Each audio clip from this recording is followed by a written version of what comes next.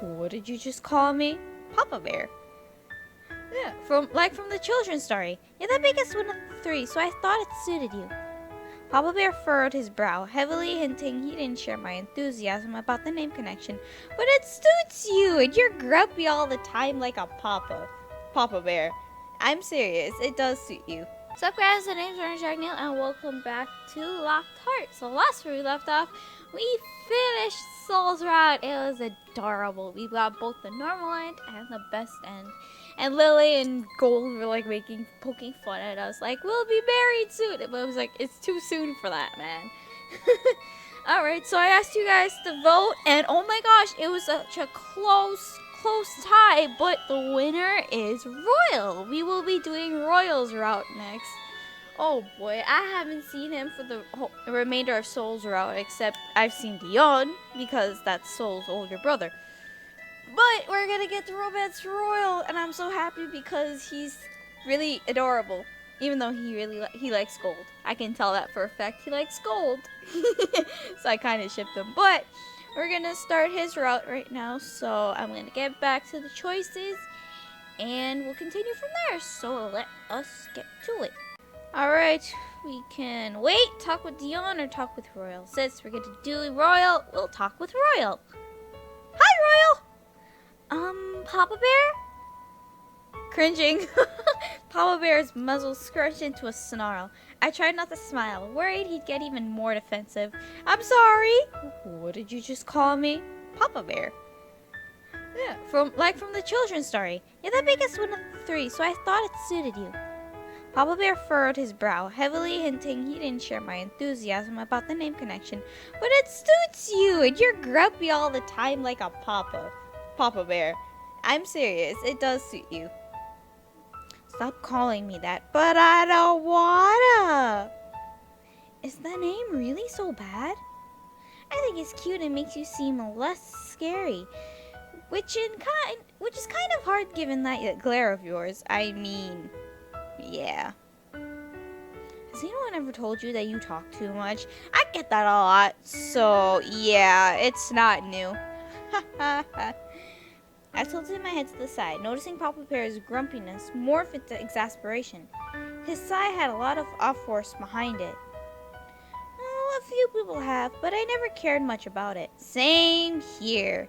Same here. Papa Bear gave me another sinister look, and I imagined how traumatized any child would be if they owned such a grumpy teddy bear. I felt bad for them. It's annoying. Just stop talking. Just to show that he wasn't going to get the better of me, I grinned at Papa Bear and spoke in a teasing tone. What a grumpy bear. And here I thought all teddy bears were supposed to be sweet and adorable. His anger slowly warped into a grim expression. His eyes started to twitch. Oh no! His ears started to twitch. I'm sorry. Don't categorize me with those sweet and adorable ones you speak of. It's not like I chose to be a teddy bear, you know. Babaka! Such a tsundere. There was a hint of unhappiness that wasn't connected to anger or exasperation in his profile. My smile faded, and I tried to reword my question. I only meant... Before I could finish, Mama Bear calmly approached us, leaving Miss Maria coolly staring at me. I didn't realize that they had finished speaking. I see that you are already making friends with our guest here, Royal. Papa Bear made a face that suggested Soul's observation was misinformed, but he didn't argue the matter. He turned his face away with a huff. I'm not even making an effort to. She's annoying as hell. And you act like a grumpy old man. It's cute. Well, you two stop acting like children, for heaven's sake. I'll be honest with you, girl. You cannot leave this place. Ever. I think we got that. Anyway, we're just gonna skip now. Alright, let's see what happens when we leave. Bye! I'm gonna leave! I stood on the mansion's porch and stared at the forest ahead of me. The rain had stopped, but the earth was still littered with dampness. Raindrops were caught in the soft halo of the moonlight. Taking a deep breath, I looked at the toys gathered at the door. Their expressions were that of sadness. Though the longer I looked at their glass eyes, the more I believed it was fear. So, it was nice meeting you all. No sooner had I finished speaking did Lily let out a sob and disappear inside. Oh, Lily! I'm sorry! Miss Lily! Bidding me one last worried glance, Mama Bear went after her, which left only Papa Bear and Baby Bear. Bye, Soul! Or Mama Bear, I guess. Why does it suddenly feel like I'm saying my final goodbyes? As if to enforce my concerns, Papa Bear scoffed at me, though it came out more like a growl. I can't believe you really wanted to die so badly. Not that it matters to me. Do whatever you want. He gave me one last glare, then left as well. Okay, bye. Dion looked up at me, his cute face crimped with worry and unhappiness. Dion, don't do that, please. Very much like the baby bear I kept calling him. It's not yet too late to change your mind, you know. Death, were they really serious about this barrier thing? Would it seriously kill me? I looked at the forest once again. I didn't see anything out of the ordinary that could stop me. Everything was wet from the rain, but it looked the same as it had when I was running through the trees to find shelter. Nothing should happen. But why do I feel so nervous and scared? Drawing in a deep breath, I took one step. Then another. Resisting the urge to glance back at Baby Bear, I tried to take a third step and continued down the path. My own funeral march sung in my head, oh God, playing vividly in my mind. I tried to shake it away, but the fear had already sunk in. What if I really die when I try to leave the mansion grounds? My body froze for a few seconds, and then I was stumbling backwards until I was at the door again. I could feel cold sweat lingering on my neck. I just changed my mind! You made the right decision to stay, my lady, although I'm a bit intrigued. What changed your mind? The image of a closed casket entering a tomb flashed across my mind again. You don't want to know! Baby Bear shrugged and shook his head at me, though I noticed a little smile on his face, too. You are one weird girl. Anyway, let's go back inside before you get yourself into more trouble. Okay. I was about to follow Baby Bear inside when I noticed something on the lawn a few yards from the porch. I squinted hard. The moonlight caught a gathering of pebbles lined up in a wide arch on the grass. That's odd. Why are they like that? I turned towards the forest again. Beside me, Baby Bear gave a sigh. What's wrong? We're gonna check the pebbles out. I want to see the pebbles. Without answering Baby Bear, I started towards the forest again. Wait! Where are you going? Worry in his voice was palpable, so I glanced over my shoulder to reassure him. Don't worry, I just wanted to check on something. I carefully made my way over to the pebbles, the warning about the barrier still fresh in my head. The small stones were uniformly placed around the mansion, the line too precise to be a coincidence. I leaned closer, staring at them. Is this? Watch out! A weight hit me in the side just as the glass wall gleamed in front of my eyes. I tumbled onto the ground and looked over just in time to see Papa Bear stumble backwards and knock his arm against the wall. Oh, whoa! Light arced at the contact, surrounding the small teddy bear. All at once, the stench of searing wool and burning fabric struck my senses as I watched Papa Bear fall to the ground. Oh no, I'm sorry, Papa Bear! Black smoke licked his arm. God dang it. Papa Bear! I rushed over to him and saw that a small part of his arm was burnt away, revealing the fluffy foam inside, now singed. I gasped. If it were a human, that foam would have been flesh and blood. I tried searching for that mysterious wall once again, but it was gone as fast as it had appeared. It seemed to be invisible until it was touched. Before I got lost in my thoughts, I looked down at Papa Bear, reaching out to stroke his head. Papa Bear, are you? Before I could finish my question, Papa Bear reared up and chomped down hard on my forearm. Hey! Ow! Idiot! Groaning, Papa Bear stumbled a little as he got to his feet, but soon stood firm, those harsh eyes glaring at me. He pressed his injured arm against his side, and I couldn't help shivering a little at the sight of it. You would have been burned meat if I hadn't pushed you. What? Huffing, I reached over and squeezed his cheeks. The felt turned red beneath my fingers. I didn't ask you to do that! Swatting at my hands with his uninjured arm, Papa Bear gave me an indignant look, as if I were the source of his every irritation. I'm sorry! This is the thanks I get for saving your life? Eh? That was not the response I expected. I stared at Papa Bear and the faint smoke still drifting from his arm. Before I could fret, Baby Bear approached with a jovial laugh. Smooth move, Mr. Knight in Shining Armor. Our princess here wasn't in any danger at all. The color drained from Papa Bear's face, almost blanching the fabric this time. All of his intentions and adrenaline faded and realization kicked in. What? I bit my lip, fighting off a wave of guilt. The shock in Papa Bear's expression told me he really thought I was in danger. Oh, he thought we were gonna go into the forest through the wall. Oh, man. I'm sorry, Papa Bear. I'm sorry, Royal. I gestured toward the pebbles. I wasn't planning on leaving anymore. I just wanted to see why the pebbles were lined up like this. Papa Bear fell to his knees, staring at me with a doomed expression on his teddy bear face. More pangs of guilt struck my chest. I finished my explanation in a lowered voice. And now I know why. The sound of small feet on grass rustled. I looked over my shoulder and saw Mama Bear and Lily dashing toward us, both wearing expressions of concern. What happened here? Royal, your arm! Gasping, Lily pressed her hands over her mouth before looking down at the grass. Papa Bear huffed and glared sulkily in the opposite direction. This is nothing. Wearing a broad grin, Baby Bear joined the group, lifting his paw and patting me on the arm. He was playing the honorable knight, saving a damsel in distress.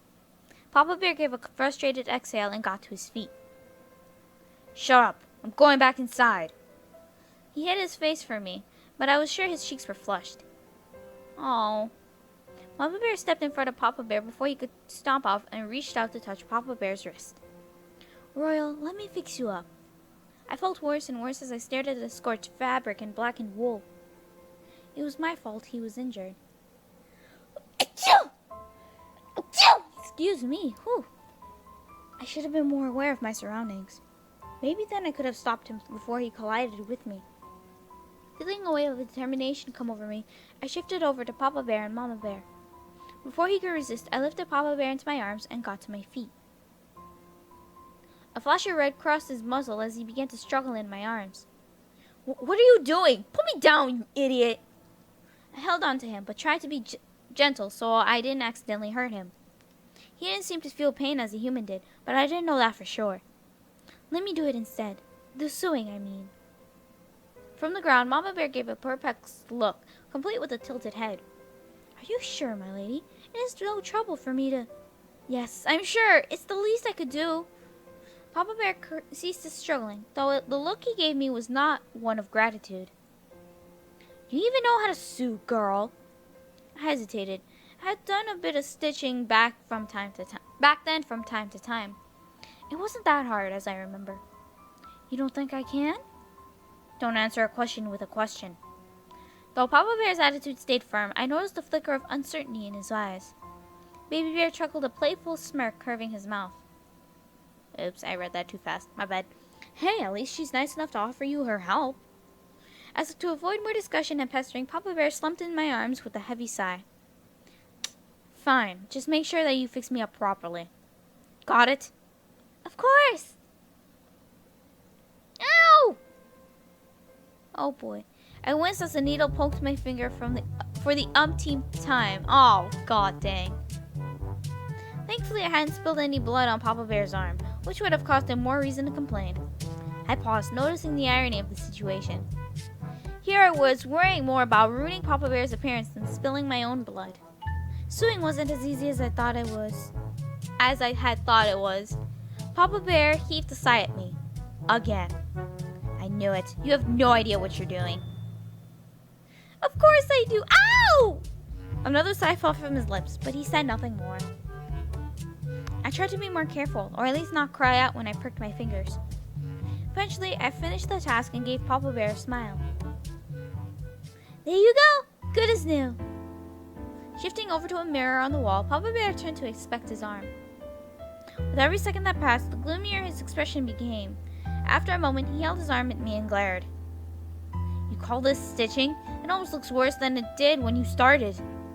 I flinched, insulted by his lacking gratitude. Hey, it's the best I could do. Shaking his head, Papa Bear snorted and began fussing with his arm. I should have let Lord Soul fix me up instead. Though I opened my mouth to retort, another look at his arm closed it. His voice was mean, but he wasn't wrong. I had tried my best, but it was obvious I didn't know what I was doing. I hoped Soul could fix my mistakes. After enough silence had passed, I tried to change the topic. Does it hurt? The burn, I mean. Turning from the mirror, Papa Bear gave me a complicated look. It was unsettling how he seemed overwhelmed by emotion in one instant, then void of emotion in another. We are toys. Pain is irrelevant to us now. My observations earlier had been correct, though I doubt being harmed was pleasant, even if he couldn't feel the pain. Papa Bear's tone and choice of words left me uncomfortable, as though there were a lot he wasn't saying aloud. Well, thank you for saving me, even though it wasn't really necessary. I added the last little bit with a whisper of teasing in my voice. Unfortunately, his expression remained grim and unsettled. Do you really have to rub it in? I didn't do it for you. Uh-huh. Tsundere mode activated. Not meaning to upset him, I opened my mouth to apologize. Excuse me, but he shook his head and sighed. I'm just tired of seeing people die in front of me. A strange silence hung in the air following his words. Even though everyone in this mansion thought this wall was dangerous, it was still hard to imagine it to be deadly. When I thought about it, my chest tightened. I couldn't imagine what it was like for them to live this way. Lost in my thoughts, I almost missed what Royal murmured next. Why do I always have to be the one who's left behind? When I looked at him again, Royal was standing close to the mirror and had his paw resting upon the glass. Though he was a toy bear, there was genuine sadness bleeding through the fuzzy exterior. Never had it been clear to me that these toys were once human. Before I could say his name, Royal looked up and glared at me through the mirror. Anyway, when the time comes and you actually decide to die, do it when I'm not around. Whatever emotions I might have seen on Royal were immediately buried. I wanted to ask him so many questions, but the look in his eyes convinced me to save them for now. And here I thought you were finally being nice to me. If I'm being nice to you, then the world is going to end. Watch, later you're going to be nice to me, because this is your route after all. Giving one final scoff, Royal strode from the room. Bye-bye! The way he touched his arm as he left suggested he was off to see Soul. Though I hadn't known him for more than a day, I sensed a gentle heart beneath his gruff exterior. But why does he try so hard to distance himself from the others then? Only after I had been left alone for a while did it dawn on me that I was trapped in this mansion. I glanced about the room I had been given. It was an elegant living space and seemed like a dream compared to what I once had back home. However, a fancy room didn't negate the fact I was now involved in a 7-year curse that I had no idea how to break. Sorry, guys. Woo! If anyone saw me right now, they'd probably think I was a wall fixture. All I seemed capable of doing was staring out the window without the energy or inclination to do anything else. It's all I had done since Royal tried to save me 2 days ago. Emphasis on save me. I knew I needed to make the best of a bad situation, yet the disappointment and sadness kept me rooted by the window.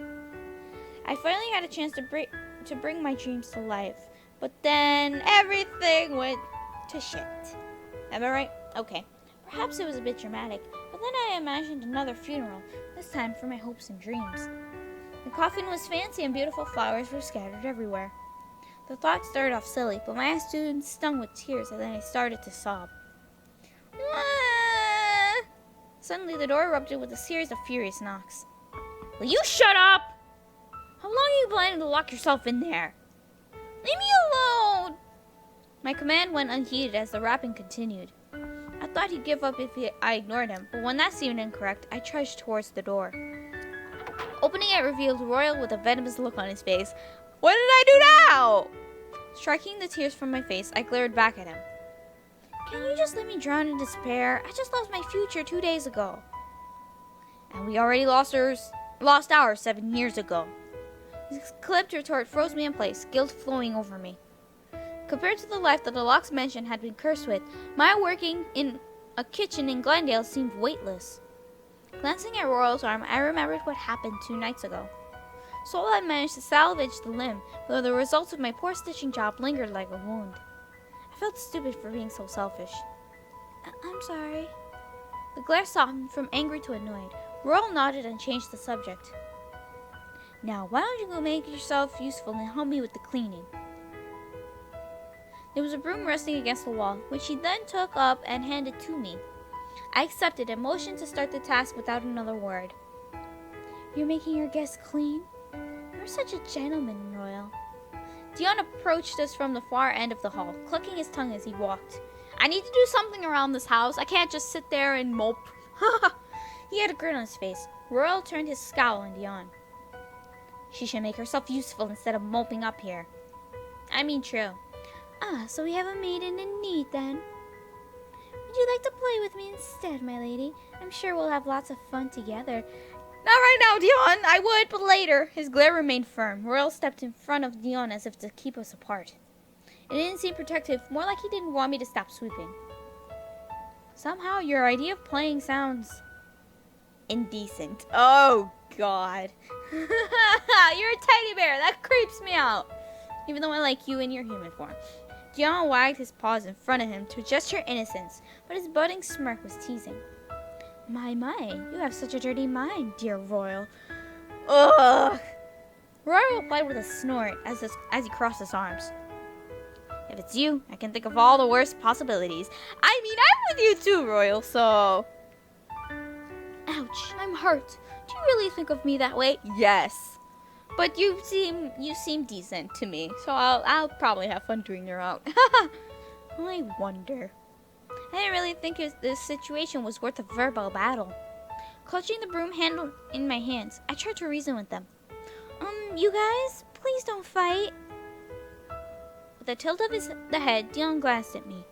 The surprise in his expression caught me off guard. His following smile was sweet and teasing. Don't worry. This is normal for us. Eh? Oh. So much yawning. Shaking his head to end the topic, Dion turned towards the direction he'd come from. Anyway, just come to me if you want to play with someone, love. Even though he insisted to Royal that his meaning was innocent, I couldn't help agreeing with the Grumpy Bear's interpretation. Yeah, me too. I forced a smile anyway. Sure. Do take good care of your guest, Royal. Bye-bye, Dion. With a wave, Dion went on his way. Royal watched in a huffy silence till Dion rounded the corner and disappeared, then exhaled a petulant sigh. How bothersome. Come now, Miss Maria won't be happy if she sees us slacking off in here. There was a note in his voice that suggested I obey. And thinking back to my first meeting with Miss Maria, I didn't dare argue with him. Yeah, even though she's a cute kitty, she can be fierce. Ooh, library! We ended up at the library, and boy, was it huge. Well, it seemed huge compared to the small room of books I was used to back at the village. I stood at the doorway in awe, wondering just how many books were housed in here. Must have stayed there for some time because Royal gave a deliberate cough before advancing toward the shelves. When I turned to look at him, he glared back at me. Then again, I was already getting used to his glares. It seemed to be a trademark of his, so my day wouldn't have been complete without 1 or 10 of them. Though I should have started to clean, my attention stayed at Royal, my eyes watching him dust the shelves with the cloth he carried. His teddy bear form did not seem to hinder him as much as I thought it would. 7 years. They lived their lives as toys for 7 years in a curse that seems impossible to break. A wave of helplessness and regret washed over me. I couldn't stand the idea of them being trapped this way, but it wasn't as if I had the means to save the day either. How unfair, casting a curse without indicating the way to end it. Flinching, I pressed my hand to my mouth. I hadn't intended to say that out loud. When I looked up, Royal was staring at me, his eyes dulled and his mouth pressed in a flat line. It's certainly unfair, but we have no choice but to live with it. His tone of voice struck me in the chest. It lacked the conviction I thought it would. Though I suppose after 7 years, he'd given up on the idea of being saved. Still, I felt sad hearing it. Don't you ever wish you'll become human once again? Royal finally stopped, wiping the shelves, but there was a strange stiffness in his little body. Though he'd spoken like nothing mattered anymore, his hesitation at my question suggested otherwise. My wishes cruelly for that person. This time, there was emotion in his voice. There was a soft and distant sadness to it, yet also a warmth that I hadn't heard him express in the few days I'd been there. A twinge of envy hit me. There was a side of Royal that wasn't all thorns. I yawned too much. And it wasn't directed at me. And that's none of your business, girl. It is so my business. Because I am the one who's going to be saving you all. There it was again. The thorny, mean side of Royal kept turning on me. Not that he seemed to show anyone else much kindness, but it was tiring to be snapped at all the time. I puffed out my cheeks in annoyance. Why are you so mean to me? I'm not. Yes, you are, Grumpy Bear. He gave a snort and gestured at the broom in my hands. The floors won't sweep themselves, you know. Scowling at him, I clenched my hands upon the broom handle and swung it haphazardly, sending clouds of dust flying in every direction. I knew it was terribly childish, but Royal was so frustrating. He coughed and waved his arms at the dust scattering through the air. Do you even know how to clean? I am cleaning, Mr. Grumpy Bear. I slowed my temperamental sweeps after that, since I wasn't looking to actually create a mess. I was just frustrated. Royal was the gloomiest of them all, and for some reason, it bothered me not knowing why he acted that way. And not that I could prove it, but he seemed like Royal was meaner to me than everyone else. It just felt like my presence was an irritant to him.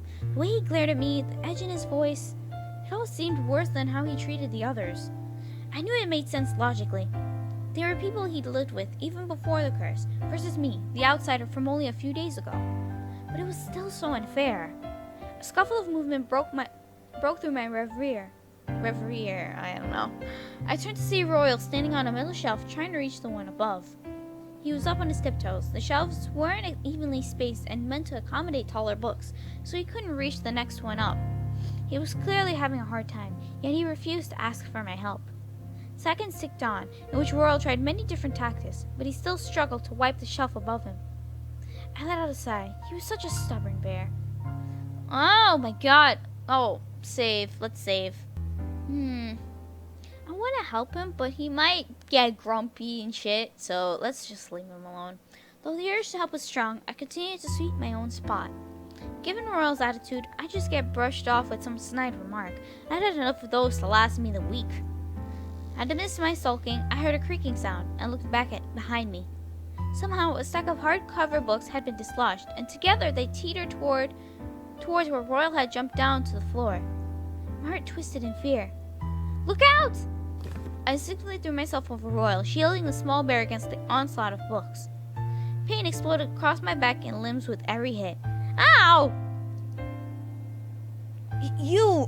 And here I thought I was the clumsy one. I managed a small smile despite the excruciating pain coursing through my body. He just stared evenly at me as my vision blurred and the room tilted sideways. I managed one last sharp, painful breath. Now, we're even. And then everything went dark. Keep this for me, Aura, until the day you meet that person. I held up my hand to accept a rusty, broken locket. It looked like it might have been beautiful, but, can I skip this? No, I can't. It looked like it might have been beautiful once beneath the damage that had gathered over the years.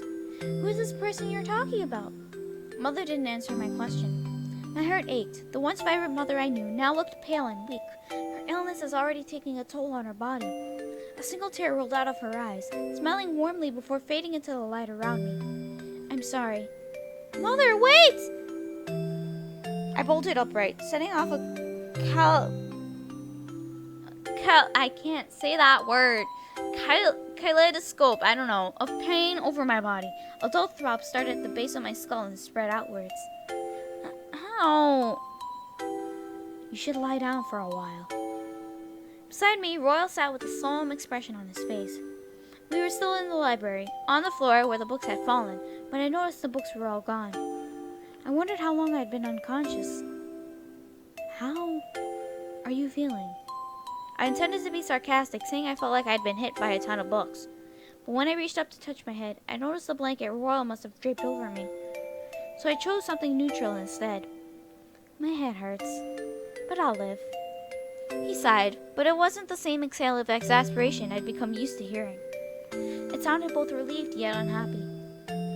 You really are an idiot. You shouldn't have done that. Even his voice wasn't prickly and angry like usual. I was suddenly worried that I might have gotten hit in the head too hard, and maybe this was really a dream. I felt a sharp pang in my chest. Nope, the pain was real. But then, you'd be the one who would have gotten hurt. Shrugging his shoulders, Royal cast me a listless expression, one that didn't suit him at all. I'd already told you before, I'm a toy, not a human. I don't feel pain anymore. As his voice lost strength and his body slumped against the bookshelf, I felt a surge of emotion rush through me. Don't say that! I bent towards Royal and scowled at him, and for the first time, he seemed surprised. You may have the body of a toy, but your mind and soul is that of a human. Don't just throw away your humanity like that. For a moment, Royal said nothing, his sad face looking back at me with uncertain curiosity. I suspected that there was vulnerability beneath his thorns, and couldn't help wondering what caused Royal to doubt himself so much. Then, all at once, as if our conversation never happened, Royal shook his head with his typical sigh. You're one weird girl. A smile tugged in my mouth. I never thought I'd be having to hear his exasperated self again. So I'm told. Getting to his feet, Royal reached out as if to touch my head, but then he retreated and crossed his arms. Don't pull another stunt like that. Got it? Though he'd returned to chesting me, sorry if I said that wrong, his voice was softer than usual. It made my cheeks warm at the thought. I'll try. Can you stand? Yes. His whole body relaxed as he nodded with approval. You'd better go back to your room and rest that head of yours. Just when I thought we'd make a breakthrough, Royal added to his statement, brow furrowing into a mild glare. Best check you don't have any more loose screws. With that, things were back to normal. Still, I didn't have any complaints after seeing Royal so listless before. I wanted to worry about him some more, but my head started to pound. I decided to leave things for now. As I got to my feet and headed towards the door, I heard a hushed voice behind me. Thank you. Huh? Royal didn't meet my gaze, instead turning to gather up his cleaning implements and continue working. Nothing. Sure it was nothing. Sure. Papa Bear. I love calling him Papa Bear. But right now, I think this is a good stopping point for today. We will continue more of Locked Heart in the next video. And oh my gosh, Royal is so cute, even though he's kind of grumpy and mean. But that's how tsunderes are. They don't want to, they're not too comfortable around you yet. So, yeah, I think I'll enjoy his route a little bit. So, I hope to continue more later on. So, with that being said, thank you guys so much for watching. If you guys like this video, give it a thumbs up. If you guys like to see more of my videos, then click subscribe. Anyways, I'll see you guys in the next video.